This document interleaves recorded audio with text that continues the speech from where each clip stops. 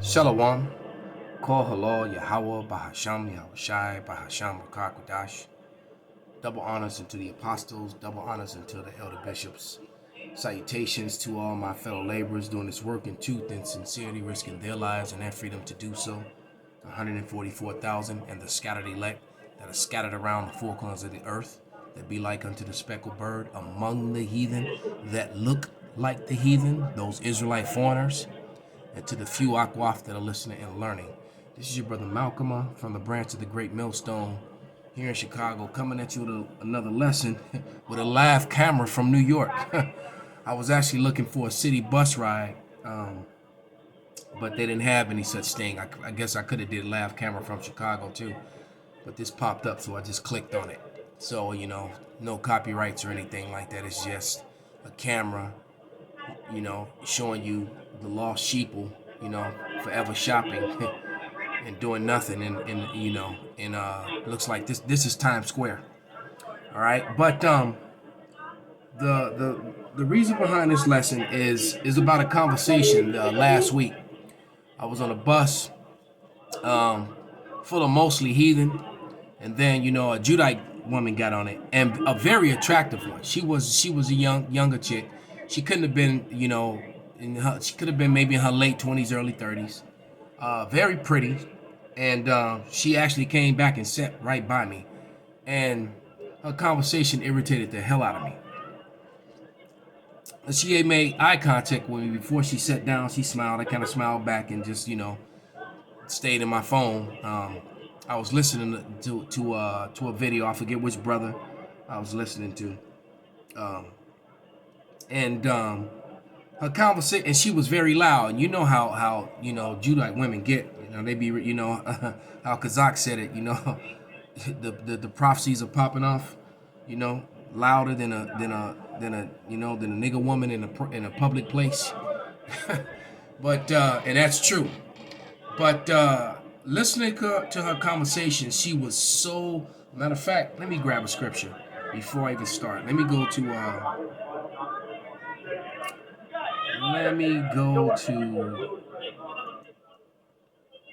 Romans 11 and 7, and it reads, because I'm probably going to read this whole 11. I'm going to read more out of Romans 11 a little later, but it says, "What then hath Israel not attained that which he seeketh for? But the election have obtained it, and the rest were blinded." So it's not meant for the truth, because she's on the phone arguing with her, clearly, who's supposedly her boyfriend. And they're going back and forth. You can tell from a conversation. She's sitting literally right next to me. All right. And she's having this conversation with him. And she's arguing about how he's not, back and forth. She's saying how open-minded she is, but he's closed-minded, and just because I don't believe what you believe, why you gotta, talk bad about how I believe. I don't talk bad about how you believe, and I don't believe, and and turns out, and then she's like, we don't do any of that together. We don't pray together. You don't take me to the mosque and all that, and I'm just like looking out the window with like, oh my God, And then she's like, you believe what you believe. I pray to Satan. And I was like, damn. Then that would make sense, because she had the bright red, she had them unlawful locks in her hair. She had the little nose ring thing. And you see that nose ring thing, run. All right. And because that's a very confused individual. And it doesn't matter, what tribe she's from, Edomite, or Ammonite, or Moabite, the nose ring thing, run. Don't even deal with it. All right, because they on that, pro-feminist, pro-this, they just on everything except for what's righteousness. But, that explained the red hair and the crazy looking fingernails and all that other stuff. And her conversation was so vexing. And even though I was listening to, the brother speaking, she was over talking. I could hear it through my headphones. And I just wanted to tell her, hey, could you just shut up? I really wanted to just sit, and it was embarrassing, her conversation and her tone of conversation. And clearly the chick had a little money, because she lived in the neighborhood that we were riding through. And that was one of the wealthier neighborhoods in Chicago because she kept saying how she was almost home. And she started rushing her boyfriend off the phone. She's like, look, I only got 2%. I'm about to die. You know, woo, woo, woo, babe, babe. I will hook up later on and, you know, we'll talk about this. And she just started trying to smooth talk him. So she got him off the phone. As soon as she got him off the phone, she went right back into her phone and her voice changed. And it was, hey, how you doing? What are you doing? I'm almost home. She's talking to another dude. So she just talked about all this prayer and going to the mosque, you know, and how I'm open-minded to your beliefs, but you're not open-minded to mine. So it just madness, man. So, you know, and so like a guy's gonna leave, and you know, and Islam is a false religion as well. That the Lord's name is Yahweh, not Allah. Allah is a Hebrew word which means power. Nothing more. It's not a name. Just like Jesus is a title, you know, Christ is a title, Yah is a title, you know, the name is Yahweh, Wah, Yahweh Shai. Those are the names. Point blank, period. Nothing else to be said. There's no argument, you know. If you disagree with that, you know, go click on the channel that subscribes to whatever name that you think it is. All right? Because, matter of fact, because the way things are going, we're about to find out real fast in the very near future who's got the right name and who the Lord is really dealing with. This is 2 Ezra 16:73, and it reads, then shall they be known who are my chosen, and they shall be tried as gold in the fire. All right. And so how is gold tried? Gold is tried with fire, and that's how you burn off all the impurities. All you people are going to be the impurities. They get burned off. All right. Literally. All right. This is not only figuratively, but this is literally. All right. The Lord is getting ready to eliminate a lot of Israelites, man. All right. And a lot of you women, especially you Judite women. All right, because you know the women of the tribe are all jacked up, the men are jacked up, but the women, the Judite woman has aligned herself with Esau, Edom. This woman is a full-blown Satanist. Waste of a beautiful young brown woman, man. And the girl was fine. She really physically, you know, the girl, you know, she kind of, you know, she had that light brown caramel skin, that cinnamon colored skin, you know.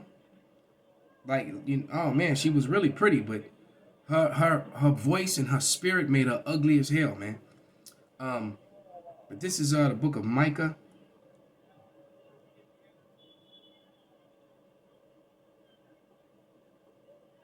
Those that know already know where I'm going, because she's gonna see it. They're gonna find out, man. Those guys that they scoffed and made fun of, that stand on the corners and do the work, you know. But it reads, then she that is my enemy shall see it, and shame shall cover her, which said unto me, where's Yahweh your power? You know, where's your God? You could just see them.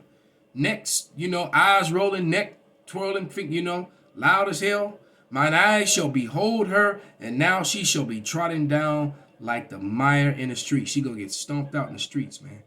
Mire is actually literally referring to like, you know, dung from a horse that falleth from his ass as they're trotting along, and then all the rest of the horses and wagons, you know, just smash it right into the ground as they continue to roll on by. It's comparing the woman, the Judite woman, to that.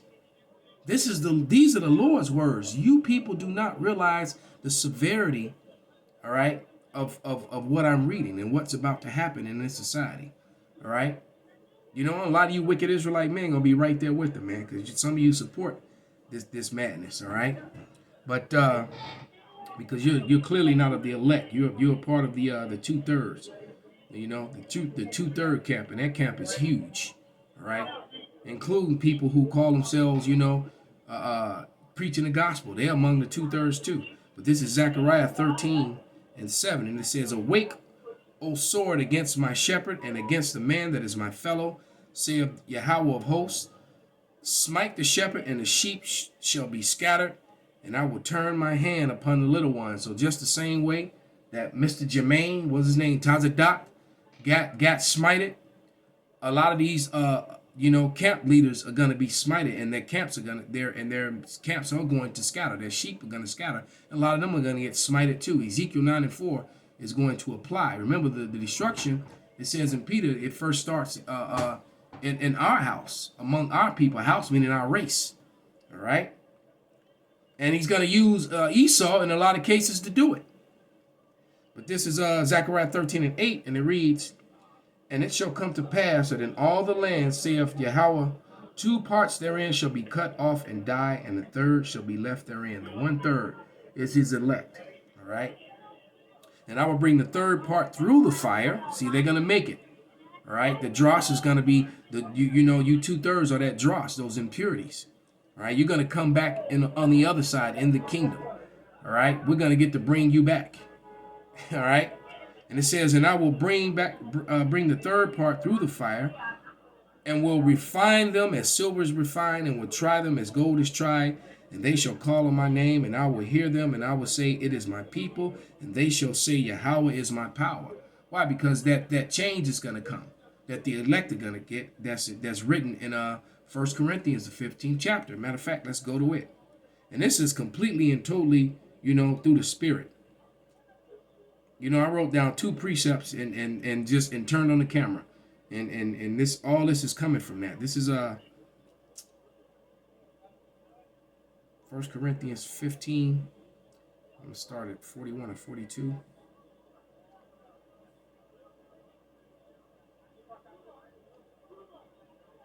Oh, 39. And it says, "All flesh is not the same flesh, but there is one flesh of men, and another flesh of beasts, and another of fishes, and another of birds. There are also celestial bodies and terrestrial bodies." All right. "But the glory of the celestial is one, and the glory of terrestrial is another." All right. So one body is a body that's immortal, and the other one is a fleshly body. We're going to be made immortal like the angels. Okay. Jumping up to verse 51. "Behold, I show you I'm going to start at 50. All right. These should be actually in green. I highlight the elect scriptures always in green. All right. It's just me. But it says, now verse 50, 1 Corinthians 15 and 50. "Now this I say, brethren, that flesh and blood cannot inherit the kingdom of power, neither doth corruption inherit incorruption." So we're going to be made incorruptible. These bodies are incorruptible. They're susceptible first and foremost to sin. We're susceptible to illnesses and sicknesses and diseases. All right. The bodies we're going to get, that the elect are going to get, those things won't affect them. It says, "In a moment, in the twinkling of an eye, at the last trump, for the trump shall sign, and the dead shall be raised incorruptible, and shall be changed." All right. And we shall be changed. So the dead that died serving the Lord, all right, the dead of the elect that are in the spirit world are going to come. They're going to be raised up first with those immortal bodies. All right. And it says, "For this corruptible must put on incorruption, and this mortal shall put on immortality." So we're going to put on that immortality so we can go up onto the chariots. All right. Because when the chariots, think about it, when they fade and change shapes and disappear and reappear, a flesh can't be a part of that. We have to have those special bodies. All right. It says, "O death, where is thy sting? O grave, where is thy victory? The sting of death is sin. The strength of sin is the law. But thanks be to God that giveth us the victory through our Lord Yahushua HaMashiach. Therefore we, beloved brethren, be ye steadfast, unmovable, always abounding in the work of the Lord." Always abounding in the work, observing the Sabbath day. Today's the Shabbat. It's actually the Shabbat today. It's a double because this is the old one going out, and then the new one starts. All right.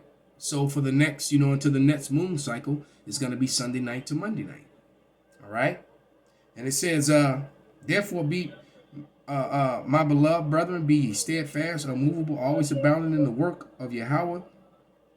For as much as ye know that your labor is not in vain in the Lord." All right. So, the Shabbat is very important Because guess what? It's going to be people having sex today, doing all manner of pleasures today, that they're not supposed to do. All right. And some of those people call themselves, you got Israelites that teach it's okay to pop your woman on the Sabbath, when it clearly says that the Sabbath day is a holy day. All right. It's observed just like a high holy day. You don't do things like that. All right. It's a solemn day. Okay. So let's go back to that Romans. All right. Because I spoke about the elect, chosen, predestined. Matter of fact, let me just get it. Let's go to Ephesians first. Let me just get it. This is Ephesians, and this is one of my favorite chapters in the whole Bible. It really is. And I'm going to start at verse 4.